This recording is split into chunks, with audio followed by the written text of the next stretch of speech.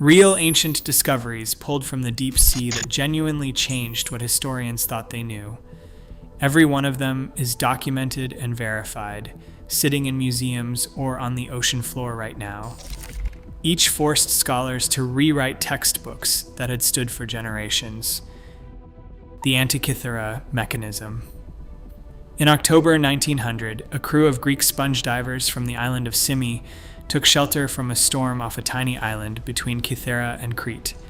A diver named Elias Stadiatis descended first and surfaced reporting corpses and horses on the seafloor, and his captain Dimitrios Kondos went down and brought back a corroded bronze arm. What they had found was a Roman-era shipwreck from roughly 70 to 60 BC, loaded with Greek art headed for Rome. Over the following year, the crew recovered bronze statues, marble sculptures, glassware, gold jewelry, and crusted lumps of corroded metal nobody could identify. One diver died from decompression sickness, and 2 were paralyzed, making the whole operation the first major underwater archaeology project in history. That changed in 1902 when an archaeologist named Valerio Stace noticed something impossible inside one of those lumps. A precision gear wheel from the 1st century BC. What survives of the Antikythera mechanism consists of 82 fragments containing at least 30 gear wheels, and after more than a century of study, scholars confirmed it as an astronomical calculator that predicted solar and lunar eclipses, tracked the sun, the moon, and all 5 classical planets, and marked the 4-year cycle of the ancient Greek games at Olympia, Nemea, Isthmia, and Pythia.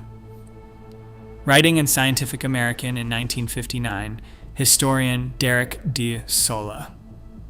Price put it plainly, nothing like this instrument is preserved elsewhere, and nothing comparable is known from any ancient scientific text.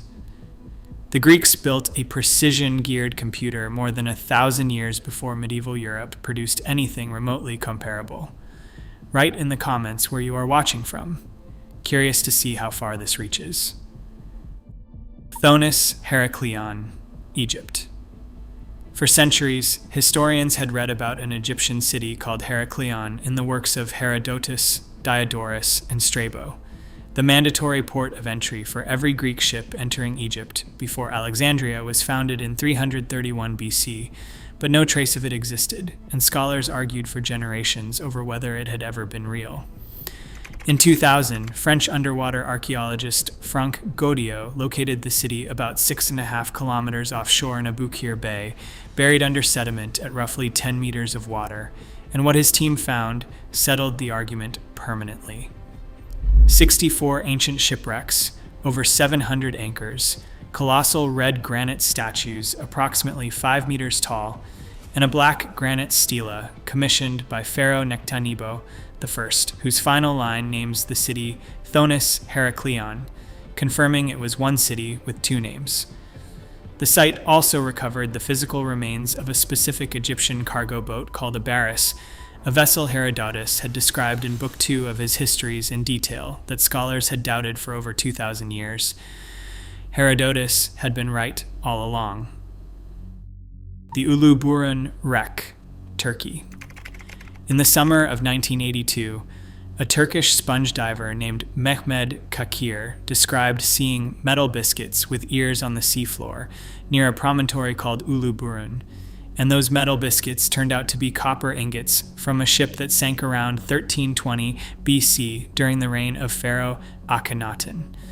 The Institute of Nautical Archaeology excavated the wreck from 1984 to 1994, logging approximately 22,413 dives and more than 6,600 hours on the bottom at depths between 44 and 61 meters.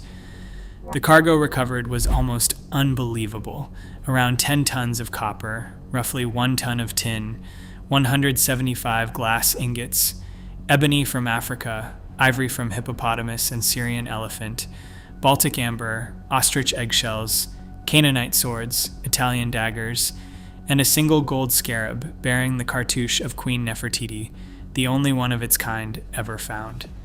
A 2022 study published in Science Advances revealed that roughly 1/3 of the tin on that ship came from a mine in what is now Uzbekistan, more than 4,000 kilometers from where the ship went down. confirming that the trade network of 3,300 years ago was larger than anyone had dared imagine. If this is the kind of history you want more of, subscribing helps us keep going. Below about 150 meters, the Black Sea contains no oxygen, which means no shipworms and almost no decay. Between 2015 and 2017, the Black Sea Maritime Archaeology Project, led by Professor John Adams of the University of Southampton, located more than 60 shipwrecks spanning Greek, Roman, Byzantine, Venetian, and Ottoman history using remotely operated vehicles. In October 2018, the team announced the find of the century, a Greek merchant ship dated to approximately 400 BC. It was sitting upright at a depth of approximately 2,000 meters, about 23 meters long, with its mast, rudders, and rowing benches still in place. It was the oldest intact shipwreck ever discovered on Earth. Its shape matched almost exactly a ship painted on the famous Siren vase in the British Museum, which shows Odysseus tied to the mast. For the first time, a vessel from Homer's world was not a painting. It was physically there.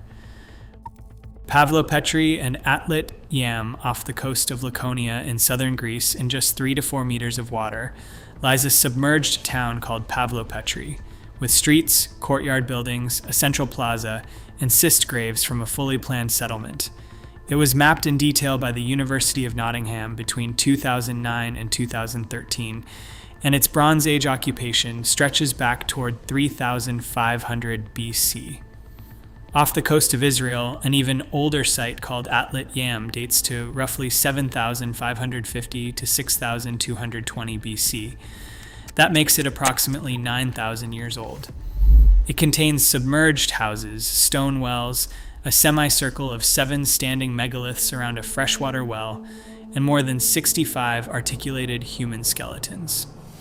In 2008, scientists publishing in the journal PLOS1 announced that a mother and infant from Atlit Yam tested positive for tuberculosis DNA.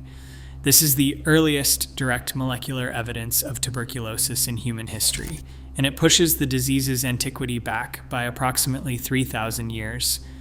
It also dismantles the old theory that human tuberculosis evolved from cattle. Write in the comments which of these surprised you most. The answers are always worth reading. Baiae, Italy. Seneca, Martial, and Propertius all described Baiae as the playground of the Roman elite, a coastal town on the Gulf of Pozzuoli near Naples, known for luxury and scandal. Between roughly the 3rd and 8th centuries AD, sections of the town slowly sank into the sea as the ground beneath it shifted inside the active Campi Flegrei volcanic caldera.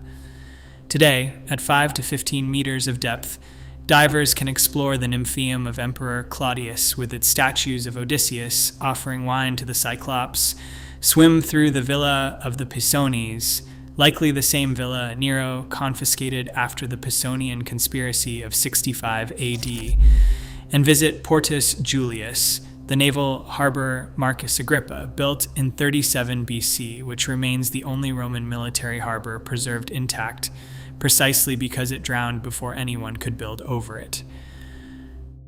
The Belitung wreck, Indonesia.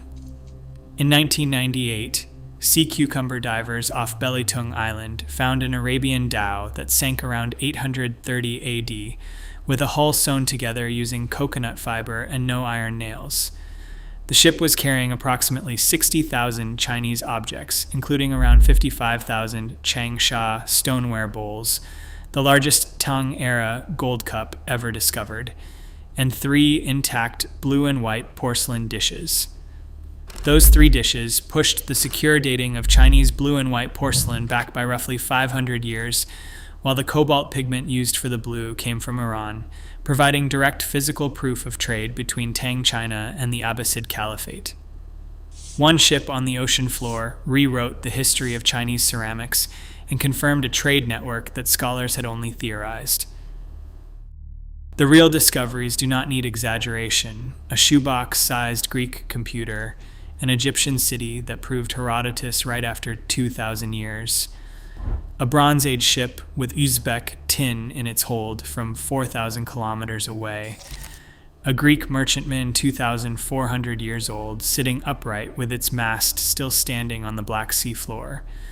A village 9,000 years old holding the earliest known case of tuberculosis. Each one of these sites was pulled from beneath the water, and each of them forced historians to rewrite what they thought they knew about the ancient world. The ocean still has not given up everything it is holding.